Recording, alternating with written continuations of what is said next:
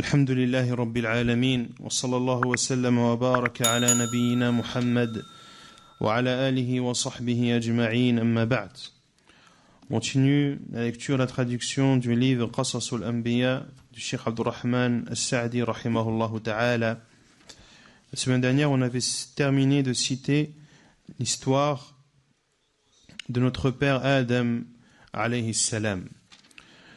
Et on s'est arrêté au chapitre dans lequel le Cheikh dit rahimahullah fawaid mustanbata min hadihi al-qissati usuliyya wa furu'iyya wa akhlaq wa adab. Les morales que l'on retient de cette histoire liées aux bases, aux branches, au comportement. قال رحمه الله فمنها أن هذه القصة العظيمة ذكرها الله في كتابه في مواضع كثيرة صريحة لا ريب فيها ولا شك، وهي من أعظم القصص التي اتفقت عليها الرسل ونزلت بها الكتب السماوية واعتقدها جميع أتباع الأنبياء من الأولين والآخرين. Parmi les morales de cette histoire, c'est que c'est une histoire immense qu'Allah subhanahu wa ta'ala a cité dans son livre à de nombreux endroits, de façon claire et de façon sans équivoque. Cette histoire fait partie des histoires les plus grandes sur laquelle se sont accordés les prophètes. Et cette histoire est également révélée dans les livres qu'Allah subhanahu wa ta'ala a révélés. Et cette histoire y ont cru l'ensemble de ceux qui ont suivi les prophètes, des premiers aux derniers. حتى نبغت في هذه الأزمان المتأخرة فرقة خبيثة زنادقة أنكروا جميع ما جاءت به الرسل وأنكروا وجود الباري ولم يثبتوا من العلوم إلا العلوم الطبيعية التي وصلت إليها معارفهم القاصرة. فبناء على هذا المذهب الذي هو أبعد المذاهب عن الحقيقة شرعا وعقلا أنكروا آدم وحواء وما ذكره الله ورسوله عنهما. Donc, tous les suiveurs des prophètes, des premiers aux derniers, ont cru en cette histoire de Adam et de Hawa, jusqu'à ce que soit apparu dans ces derniers temps un groupe d'athées mauvais qui ont renié l'ensemble de ceux avec quoi sont venus les prophètes et ont renié l'existence d'Allah subhanahu wa ta'ala et n'attestent des sciences que les sciences naturelles auxquelles sont parvenues leurs connaissances limitées.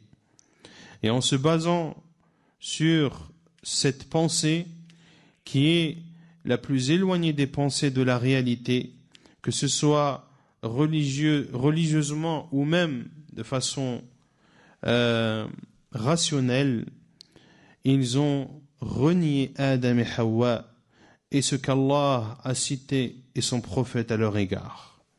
وزعموا أن هذا الإنسان كان حيوانا قردا أو شبيها بالقرد حتى ارتقى إلى هذه الحال الموجودة، وهؤلاء اغتروا بنظرياتهم الخاطئة المبنية على ظنون عقول من أصلها فاسدة، وتركوا لأجلها جميع العلوم الصحيحة خصوصا ما جاءتهم به الرسل. وصدق عليهم قوله تعالى فلما جاءتهم رسلهم بالبينات فرحوا بما عندهم من العلم وحاق بهم ما كانوا به يستهزئون. Ils ont prétendu que l'être humain était un animal était un singe ou ressemblant à un singe, et avoir évolué jusqu'à être dans son état actuel. Ceux-ci ont été trompés par leur façon de voir fausse, basée sur des suppositions émanant de raisons erronées à la base. Ils ont délaissé pour cette façon de penser l'ensemble des sciences authentiques et de façon précise ce qu'ont apporté les prophètes comme information et s'applique sur eux la parole d'Allah subhanahu wa ta'ala lorsque les messagers leur apportaient les preuves évidentes, ils exaltaient des connaissances qu'ils avaient وحاق بهم ما كانوا به يستهزئون et ceux dont ils se moquaient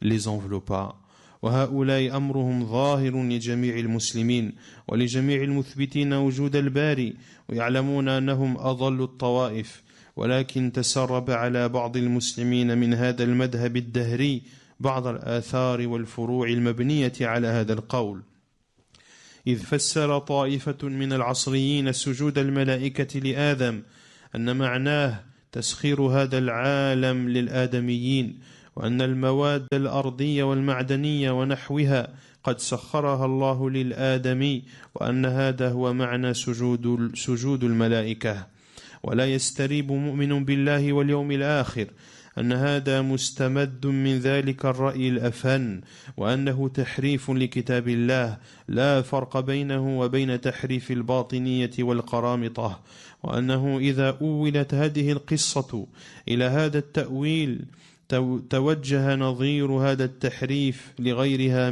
من قصص القرآن وانقلب القرآن بعدما كان تبيانا لكل شيء وهدى ورحمة رموزا يمكن كل عدو للإسلام أن يفعل بها هذا الفعل فيبطل بذلك القرآن وتعود هدايته إضلالا ورحمته نقمة سبحانك هذا بهتان عظيم. Et cela, leur situation est claire pour l'ensemble des musulmans et pour tous ceux qui croient en l'existence d'Allah subhanahu wa ta'ala. Et ils savent pertinemment que ce sont les plus égarés des groupes. Mais malheureusement, certains musulmans ont été influencés par ce courant de pensée et a laissé quelques traces basées sur cette pensée.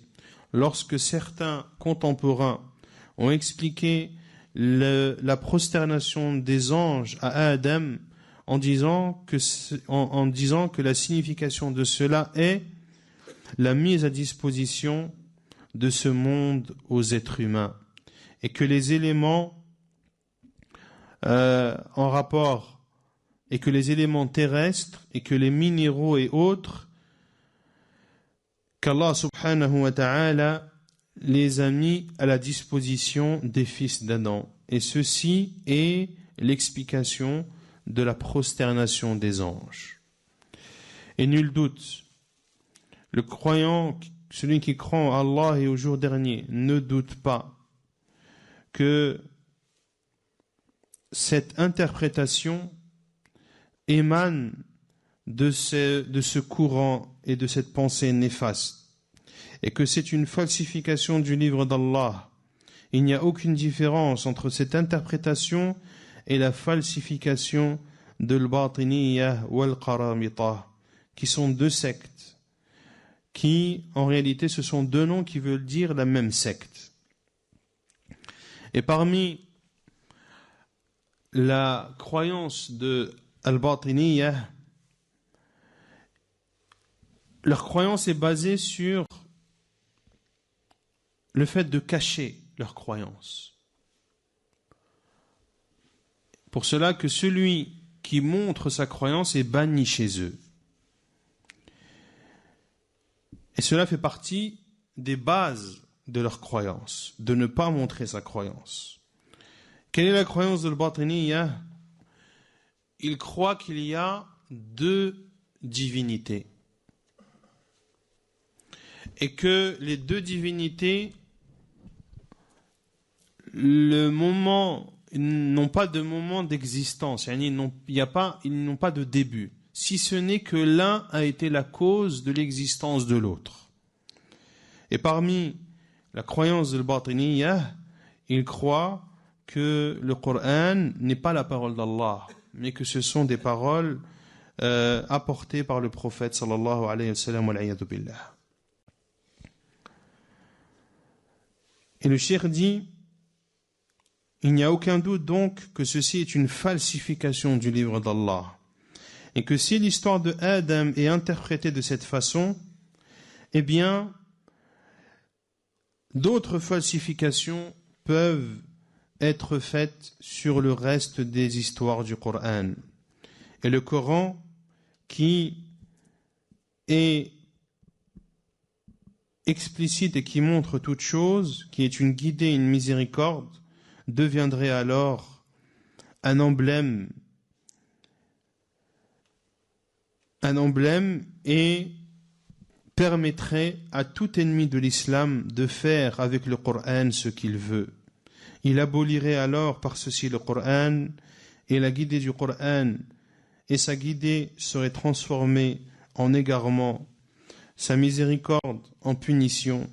Gloire à toi, ceci est un immense mensonge. Est-ce que c'est clair? ثم قال الشيخ رحمه الله: والمؤمن في هذا الموضع يكفيه لإبطال هذا القول الخبيث أن يتلو ما قصه الله علينا من قصة آدم وسجود الملائكة، فيعلم أن هذا مناف لما قصد الله ورسوله غاية المنافاة، وإن زخرفه أصحابه ولووا له العبارات ونسبوه إلى بعض من يحسن بهم الظن، فالمؤمن لا يترك إيمانه ولا كتاب ربه لمثل هذه الترويجات المغررة أو المغرور صاحبها. Et le croyant, dans des situations comme ceci, lui suffit pour abolir ces paroles mauvaises et malsaines de lire ce qu'Allah Azza wa Jal nous a raconté dans l'histoire de Adam et la prosternation des anges. Il sera, en lisant cette histoire qu'Allah Azza wa Jal raconte, que cette interprétation est contraire à ce qu'Allah et son prophète ont voulu, même si les gens ou les adeptes de cette pensée embellissent leurs paroles et attestent ces paroles à certaines personnes dont on pourrait penser du bien. Le croyant ne délaisse pas sa foi et ne délaisse pas le livre de son Seigneur pour des absurdités pareilles, et ne délaisse pas sa foi et le livre de son Seigneur pour des personnes qui sont trompeuses. ومنها فضيلة العلم وأن الملائكة لما تبين لهم فضل آدم بعلمه عرفوا بذلك كماله وأنه يستحق الإجلال والتوقير. Parmi les morales de cette histoire, il y a les mérites de la science, et que les anges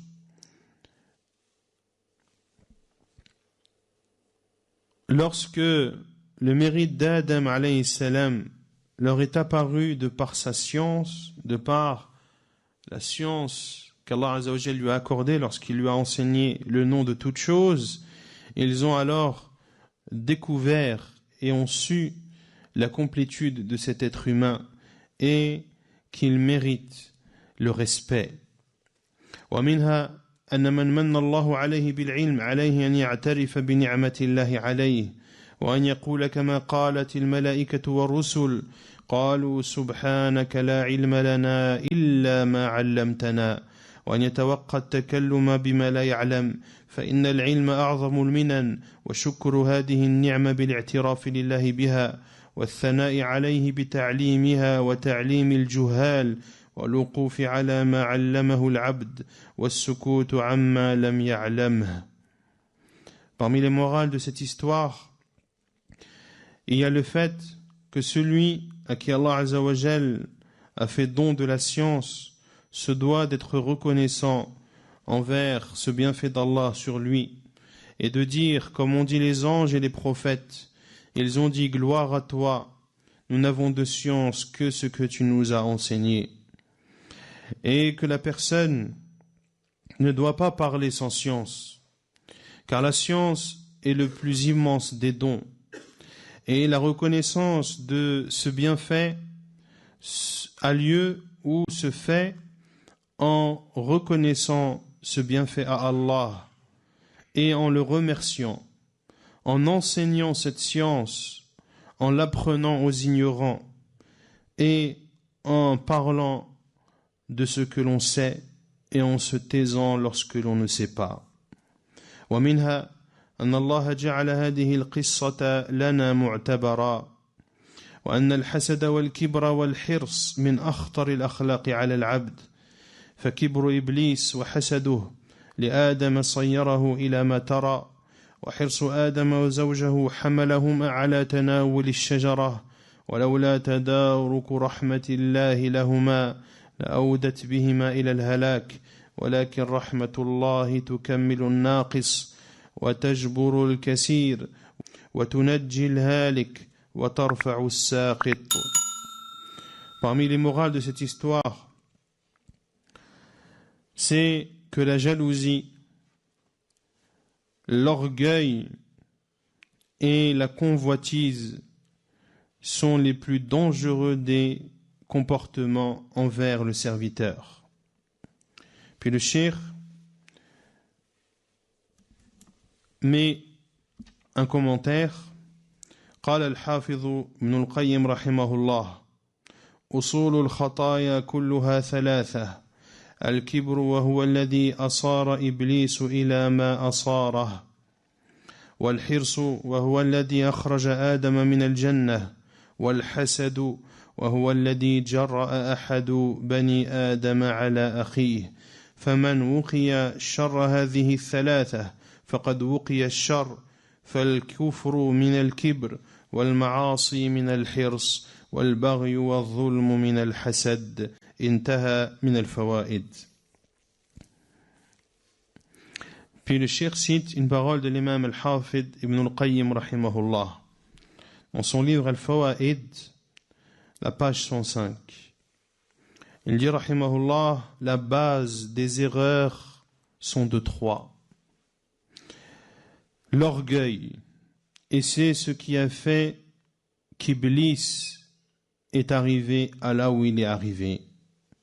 Wal-hirs, le désir ou la convoitise est ce qui a fait sortir Adam du paradis. Et la jalousie est ce qui a amené l'un des fils de Adam de tuer son frère. Ainsi, celui qui est préservé du mal de ces trois choses est préservé de tout mal. La mécréance provient de l'orgueil. Les péchés proviennent de la convoitise et du désir. Wal-baghi wal-zulm, l'injustice provient de la jalousie.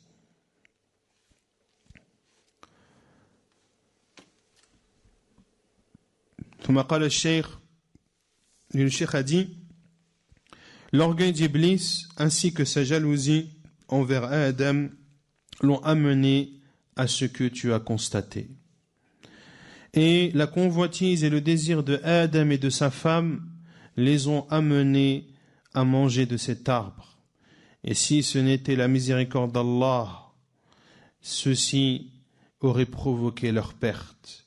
Mais la miséricorde d'Allah complète ce qui est diminué, répare ce qui est cassé, sauve ce qui est perdu et élève ce qui est déchu. ومنها أنه ينبغي للعبد إذا وقع في ذنب أن يبادر إلى التوبة والاعتراف ويقول ما قاله الأبوان من قلب خالص وإنابة صادقة فما قص الله علينا توبتهما إلا لنقتدي بهما فنفوز بالسعادة وننجو من الهلكة وكذلك ما أخبرنا بما قاله الشيطان من توعدنا وعزمه الأكيد على إغوائنا بكل طريق إلا لنستعد لهذا العدو الذي تظاهر بهذه العداوة البليغة المتأصلة والله يحب منا أن نقاومه بكل ما نقدر عليه من تجنب طرقه وخطواته وفعل الأسباب التي يخشى منها الوقوع في شباكه ومن عمل الحصون الأوراد الصحيحة والأذكار القلبية والتعوذات المتنوعة ومن السلاح المهلك له صدق الإيمان وقوة التوكل على الله ومراغمته في أعمال الخير ومقاومة وساوسه والأفكار الرديئة التي يدفع بها إلى قلب كل وقت بما يضادها ويبطلها من العلوم النافعة والحقائق الصادقة. Parmi les morales de cette histoire, c'est qu'il est demandé au serviteur, lorsqu'il commet un péché, de s'empresser à le reconnaître et à se repentir, et de dire, comme l'on dit, Adam et Hawa, d'un cœur sincère et d'un retour véridique, ce qu'Allah Azza wa Jal nous a raconté dans leur repentir. Allah nous a raconté leur repentir afin que l'on les prenne comme exemple et que l'on bénéficie du bonheur et que l'on soit préservé de la perdition. Ainsi, également, Allah Azza wa Jal nous a informé de ce que le diable a dit et de l'animosité et de la motivation qu'il a à nous égarer, et ceci par tous les moyens. Allah Azza wa Jal nous cite cela afin que nous nous préparions à combattre cet ennemi qui a proclamé son animosité de façon claire et profonde. Et Allah aime de nous que nous combattions ce diable autant que nous pouvons, en délaissant ses voies et ses pas, et en mettant en œuvre les causes